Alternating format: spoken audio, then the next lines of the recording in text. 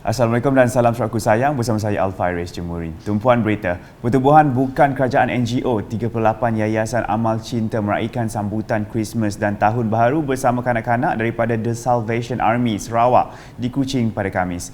Menteri Pembangunan Wanita, Kanak-kanak dan Kesejahteraan Komuniti Sarawak Datuk Seri Fatimah Abdullah berkata, sambutan seperti ini memberi peluang kepada golongan tersebut untuk turut sama merasai kemeriahan sambutan program berkenaan. Menurut beliau lagi, penempatan kanak-kanak di institusi Salvation Army Home ini juga memberi perlindungan di samping menyediakan kemudahan yang diperlukan. Kepada semua institusi kebajikan yang menempatkan kanak-kanak sama ada ianya adalah institusi seperti Salvation Army Home ini, that means it is run by an NGO, ataupun institusi kebajikan kerajaan di mana kanak-kanak yang sama ada kanak-kanak yang telah diabai, kanak-kanak yang didera, kanak-kanak yatim piatu yang ditempatkan di tempat perlindungan seperti ini, di mana disediakan kemudahan. Jadi mereka ditempatkan di institusi di mana dari segi keselamatan mereka adalah terjaga, mereka diberi perlindungan, mereka juga dipastikan akan bersekolah, itu juga sangat penting. Dan yang sangat penting seperti yang saya tekankan, mereka disayangi. Beliau berkata demikian dalam program Winter Solstice and Christmas Celebration with Salvation Army Children di Salvation Army Children di Kuching pada Khamis. Pada program sama, beliau turut menyampaikan cek pendidikan sumbangan 38 Yayasan Amal Cinta berjumlah RM43,986 kepada 5 orang pelajar untuk membantu mereka melanjutkan pelajaran di institusi pengajian tinggi IPT dan juga peringkat sekolah. Berita di Miri, Pos Kawalan Kompleks Imigresen Kastam Kuarantin dan Keselamatan ICQS Sungai Tujuh, Kuala Baram, Miri telah menambah pembukaan kaunter bagi melancarkan pergerakan kenderaan. Menteri Pengangkutan Sarawak Datuk Seri Lee Kim Shin berkata pos kawalan berkenaan telah mengalami kesesakan bermula 12 Disember lepas selepas Kerajaan Brunei Darussalam mengurangkan kadar caj perkhidmatan sistem masuk dan keluar EES daripada perseorangan kepada setiap kenderaan. After receiving this feedback from our visitors or travellers coming to Sungai Tujuh, I have also called up the Director of Immigration person on this matter. I also took up the custom here in Miri on how they can increase the number of counters to facilitate so that we can clear the entry here much faster. So we have heard from immigration reporting, they put up the maximum counter here, 10 counters, 2 for the bus and 8 for the ordinary vehicles, ordinary cars. So 10 counters. And custom also utilized their full counter. So if we have too many vehicles, they also open up the 2 bus lanes for ordinary cars also. So custom already have increased to 6. That is the maximum. Beliau berkata demikian ketika ditemui selepas melakukan lawatan ke ICQS Sungai Tujuh Kuala Baram di Miri pada Khamis. Datuk Seri Lee menambah ICQS Sungai Tujuh ini perlu dinaik taraf bagi menambah baik aliran trafik terutama sekali pada waktu puncak. Justru beliau meminta Jabatan Imigresen Malaysia dan Jabatan Kastam menghantar cadangan atau perancangan mengubah suai reka bentuk dan struktur kaunter ICQS agar lebih relevan dan dapat melancarkan aliran lalu lintas kenderaan untuk memberi kesenangan kepada pelawat-pelawat Brunei Malaysia. Berita seterusnya, Pusat Khidmat Dun Kedup dengan kerjasama One Fat Cold Storage telah mengadakan jualan murah Christmas Dewan Undangan Negeri Dun Kedup selama sehari di Balai Babok Barum Bunan di Serian pada Khamis. Program tersebut telah diselaraskan Kementerian Perdagangan Dalam Negeri dan Kos Sara Hidup KPDN Cawangan Serian dan mendapat sambutan menggalakkan daripada masyarakat setempat khususnya dari kawasan Bunan dan kampung-kampung sekitar dalam mendapatkan barangan keperluan dengan harga yang berpatutan lebih-lebih lagi menjelang sambutan Hari Christmas. Timbalan Menteri Industri Makanan, Komoditi dan Pembangunan Wilayah merangkap Ahli Dewan Undangan Negeri Adun Kedup, Martin Ben telah melakukan walkabout di pusat jualan itu pada pagi Khamis bagi menyantuni para pengunjung serta meninjau aktiviti jualan di kawasan itu. Ketika ditemui, beliau amat berpuas hati atas kejayaan program tersebut yang memberi impak positif dalam membantu mengurangkan perbelanjaan penduduk sempena persiapan menyambut Hari Christmas pada tahun ini. Beliau turut menyampaikan cek peruntukan berjumlah RM15,000 kepada Wang Fat Cold Storage yang telah diberikan kepercayaan kali kedua bagi menjalankan program jualan murah itu di kawasan Dun Kedup.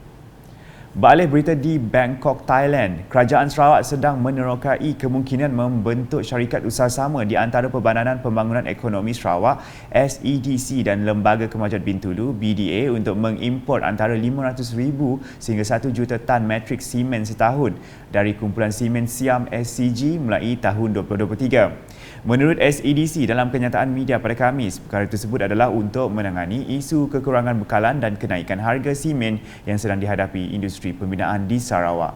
Satu delegasi daripada Sarawak yang diketuai pengerusi SEDC Tan Sri Dato' Amar Dr. Abdul Aziz Dato' Hussein dan pengurus besar BDA Dato' Muhammad Yaakob Kari telah melakukan lawatan ke ibu pejabat SCG di Bangkok, Thailand bagi menerokai pembentukan syarikat usaha sama tersebut baru-baru ini.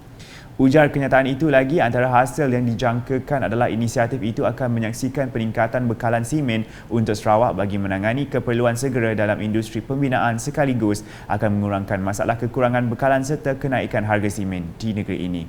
Katanya kekurangan bekalan simen di Sarawak turut menjejaskan harga simen di mana puratus harga seunit simen di negeri ini adalah 15% lebih tinggi berbanding Semenanjung Malaysia dan 4% berbanding Sabah. Isu bekalan dan harga ini telah memberi kesan dan melambatkan projek pembangunan utama di Sarawak. Kenyataan tersebut juga memberitahu pada tahun 2021 Sarawak telah mengimport kapur simen dan bahan binaan fabrikasi dengan nilai keseluruhan berjumlah RM206.6 juta, terutamanya dari Semenanjung Malaysia RM112.83 juta, Indonesia RM56.3 juta dan China RM13.6 juta. Berikut pula, Polis Diraja Malaysia PDRM Sarawak akan melaksanakan satu ops bersepadu cegah jenayah mulai 24 Disember 2023 hingga 1 Januari 2023. Pesuruhjaya Polis Sarawak Dato' Muhammad Azman Ahmad Sapri berkata, ops berkenaan dilaksanakan bersempena dengan sambutan perayaan Hari Christmas 2022 dan Tahun Baru 2023. Jelasnya, ia juga untuk memerangi jenayah di semua daerah, mengurangkan kadar kemalangan dan memastikan keselamatan kawasan perumahan. Jadi sempena sambutan perayaan Hari Krismas tahun 2022 dan sambutan Tahun Baru 2023, PDRM Kota Sarawak akan menjalankan satu operasi bersepadu cegah jenayah mulai 24 Disember sehingga 1 bulan Januari 2023. Tujuan operasi ini adalah untuk memerangi jenayah di semua daerah, terutama kes-kes samun, tepi jalan, pecah rumah dan lain-lain kes kecurian yang menjadi tumpuan utama bagi mewujudkan persepsi rasa selamat terhadap masyarakat. Yang keduanya, mengurangkan kadar kemalangan jalan raya, terutama kemalangan maut di musim perayaan. Yang ketiga, memastikan rumah yang ditinggalkan dalam keadaan selamat. Beliau berkata demikian dalam sidang media di Ibu Pejabat Polis Kontingen Sarawak, Jalan Badruddin di Kuching pada Khamis. Pada sidang media itu juga, Datuk Muhammad Azman memberitahu Jabatan Siasatan Jenayah Kontingen Sarawak telah melancarkan Ops Soga 9 pada 19 November sehingga 21 Disember 2022 bagi membendung aktiviti perjudian dan pertaruhan melibatkan kejohanan bola sepak Piala Dunia Qatar 2022.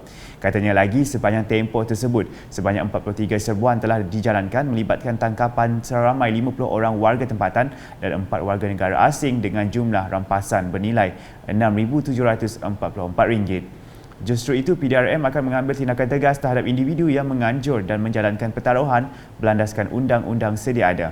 Orang ramai yang mempunyai sebarang maklumat mengenai kegiatan perjudian boleh menyalurkan maklumat melalui hotline D7 Sarawak di talian 013-525-3052.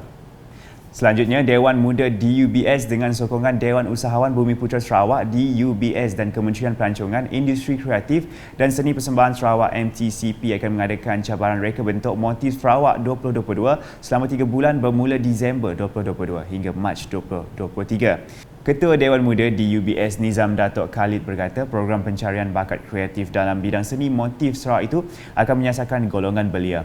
Jelasnya lagi, ia juga terbuka kepada lepasan graduan Pusat Kecemerlangan Teknikal Sarawak Sentex yang mempunyai bakat dan minat mereka cipta hasil seni motif Sarawak.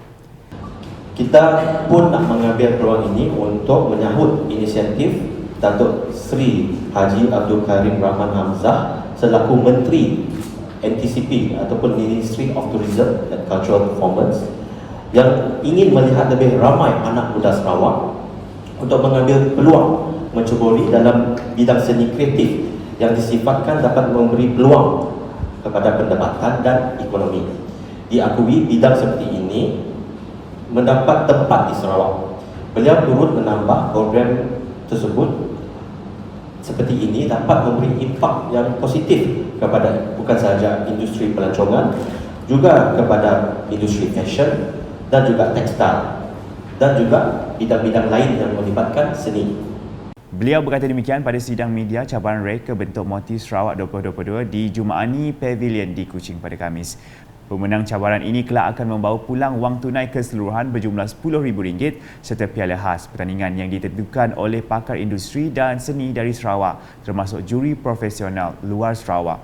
Dalam pada itu, satu simposium seni motif akan diadakan pada Mac 2023 yang bertujuan membimbing dan mendedahkan lebih ramai anak muda serta graduan tempatan untuk menceburi bidang seni motif ini dengan lebih mendalam. Program ini juga mendapat kerjasama Persatuan Usahawan Sarawak SEA dan Koperasi Belia Inovatif Sarawak Kobis. Sekian edisi Tengah Hari bersama saya Al-Faris Jemrin. Berita lebih lanjut boleh didapati di semua platform media sosial UKAS termasuk portal ukas.sarawak.gov.my dan UKAS Channel di YouTube. #menyebarfakta. Salam UKAS.